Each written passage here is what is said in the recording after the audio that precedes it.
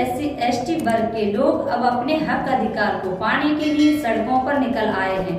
विगत दिनों ओबीसी महासभा ने बुंदेलखंड के सभी जिलों में सत्याग्रह पदयात्रा निकालते हुए कांग्रेस और भाजपा के खिलाफ विरोध प्रदर्शन किया था और जिसकी जितनी संख्या भारी उतनी उसकी हिस्सेदारी के नारे के साथ देश में जातिगत जनगणना और जनगणना के मुताबिक आरक्षण लागू कर सरकार से हिस्सेदारी देने की बात की थी और अब अपनी आवाज को बुलंद करने के लिए चंबल संभाग ग्वालियर के सभी जिलों में सत्याग्रह पदयात्रा निकालते हुए ऐलान किया है कि पिछड़ों की बात करेगा वही देश पर राज करेगा। इसी संबंध में जब ओबीसी महासभा प्रदेश कार्यकारी अध्यक्ष विजय सिंह यादव से हमारे संवाददाता द्वारा बात की गई तो उन्होंने क्या कहा, आइए जरा सुनते हैं। साथियों, अभी बुंदेलखंड में 25 जून से हमने सत्याग्रह पदयात्रा प्रारंभ की ओबीसी महासभा के बैनर तले, जो लगातार 15 दिन तक पूरे बुंदेलखंड के जिला और ब्लॉक तहसील होते हुए समस्त विधानसभाओं में हमने अपने पिछले वर्ग के मुद्दों को लेकर जनता को जगाया, प्रशासन को ज्ञापन दिया, लोगों की जगह जगह नुक्कड़ सभाएं करी, मीटिंग करी और एक आंदोलन खड़ा हम लोगों ने 25 जून से और सेनावाड़ी से प्रारंभ किया था, जो कि 10 जुलाई तक चला। उसके बाद हमने दूसरा सत्र 10 अगस्त से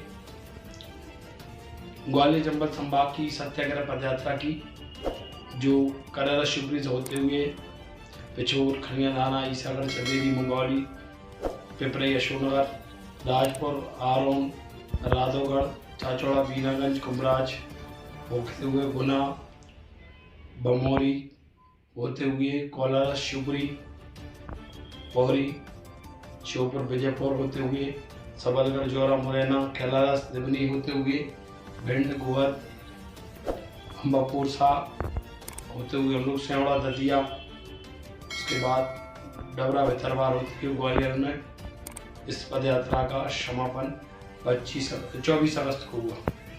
लगातार एक माह हमने पदयात्रा की। पूरे हमारे राष्ट्रीय कोर कमेटी के हमारे साथी एडवोकेट वैभव सिंह लोधी जी, इंडोरिया दमोह, एडवोकेट हमारे धर्मेंद्र कुशवाहा जी, राष्ट्रीय कोर कमेटी के साथी भाई लोकेंद्र गुर्जर जी, हमारे ओबीसी महासभा के युवा मोर्चा के भाई सुनील यादव जी, भाई कौंसलेन माबाई युवा मोर्चा प्रदेश कार्यकारी अध्यक्ष, हमारे मीडिया के प्रभारी महावीर सिंह लोधी जी, महिला मोर्चा की ऋचा पटेल, हमारे ओबीसी महासभा के श्री भूरी सिंह कुशवाहा जी, हमारे श्री शिवी सिंह कुशवाहा जी, सागर संभाग के हमारे समस्त जिला के जिलाध्यक्ष, ग्वालियर चंबल संभाग के समस्त जिलाध्यक्ष, प्रत्येक कार्यकर्ता ने मेहनत की और इस यात्रा के माध्यम से दोनों पार्टियों पर, राजनीतिक पार्टियों पर प्रेशर बना, दबाव बना और आज हम एक बार पुनः आज आपके माध्यम से अपील करना चाहते हैं।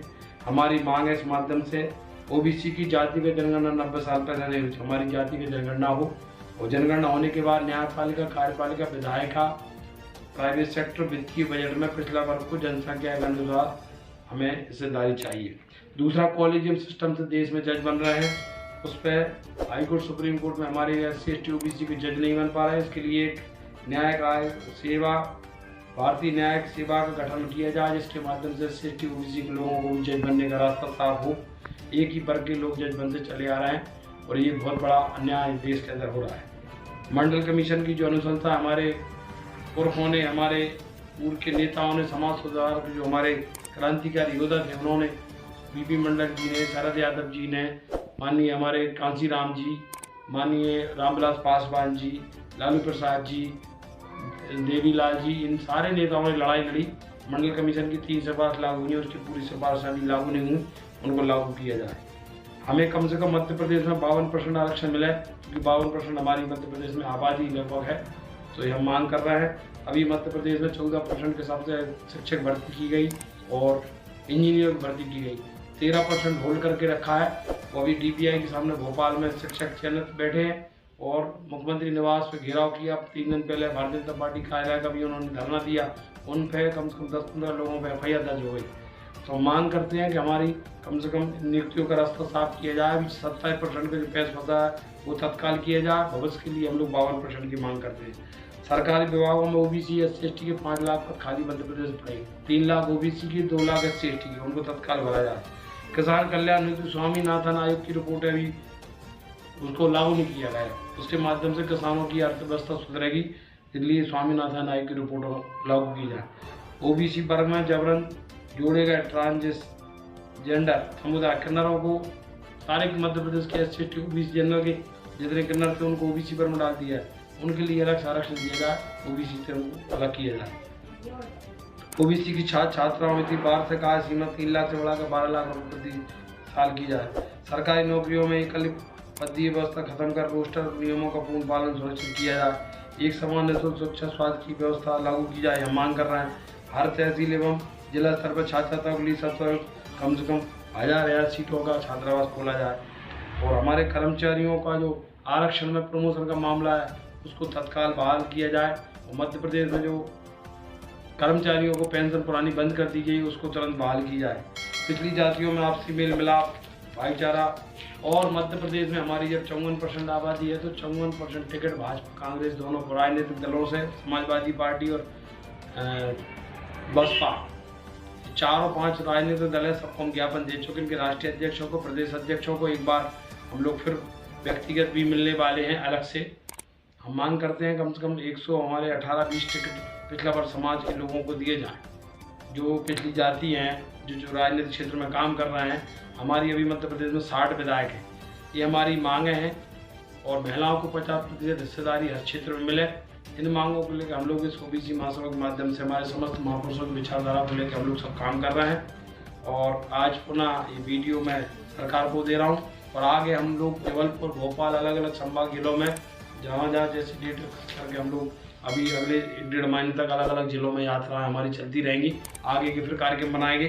ये चेतावनी शिवराज सिंह चौहान, BD शर्मा, नरोत्तम मिश्रा और कमलनाथ, दिग्विजय सिंह और अरुण यादव उनको भी दे रहे हैं। आप पार्टियों में काम कर रहे हैं, मायावती जी, अखिलेश जी, तेजस्वी प्रताप और केजरीवाल, जो राजनीतिक क्षेत्रों में पार्टी मध्य प्रदेश में काम कर रही हैं, सारे लोगों को ज्ञापन देना, उनसे कहना है हमारी मांग है आप पार्टियों में कम से कम पिछला वर्ग समाज के लोगों को प्रतिनिधित्व करने का मौका दें और अपनी पार्टियों के घोषणा पत्र में, एजेंडे में ये चीज़ें शामिल करें।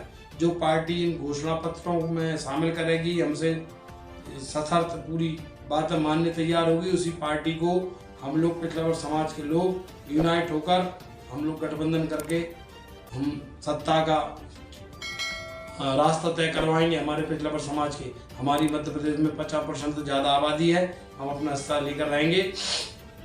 और एक और मैं आज संकल्प ले रहा हूँ, मैं चूँकि अशोकनगर के पास हमारा गांव है, मैं ग्राम रजौदा का रहने वाला हूँ। अशोकनगर हमारा परिवार व्यवस्थित रह रहा है, हमारा आधा परिवार गांव में रहता है, मेरे माता पिता हमारे गांव में रहते हैं, हमारा कुटुंब, हमारे चाचा ताऊ बहुत बड़ा कुटुंब है। मेरी का इतिहास देखो, कांग्रेस ने कभी ओबीसी का कोई आदमी को शीर्ष पद पर बैठा के देखा है क्या? आज हमें खुशी है अगर जो लोग ओबीसी का अपने आप को मानते हैं। वैसे तो यह है कि नेता सबका होता है, एक जाति से नेता नहीं बनता, एक वर्ग से नहीं बनता है, सभी वर्गों से नेता बनता है। फिर भी भारतीय जनता पार्टी को यही लोग ऐसे बदनाम करते थे कि भारतीय जनता पार्टी अंगड़ों की पार्टी है, क्योंकि भारतीय जनता पार्टी ने ये सिद्ध कर दिया है कि सभी का अगर ख्याल रखा है, सभी समाजों का, सभी वर्गों का, तो भारतीय जनता पार्टी ने रखा है। आज भारतीय जनता पार्टी में शिवराज जी जैसे प्रदेश का नेतृत्व कर रहे हैं मुख्यमंत्री के रूप में, वो भी ओबीसी से आते हैं। देश का जो नेतृत्व कर रहे हैं नरेंद्र मोदी जी, वो भी ओबीसी से आते हैं। कांग्रेस करके तो दिखाए। कांग्रेस के द्वारा प्रायोजित तो नहीं है, लेकिन उनकी मांगें काफ़ी जो हद तक है उनको सुनना चाहिए सरकार को, और अगर सही है तो मानना चाहिए।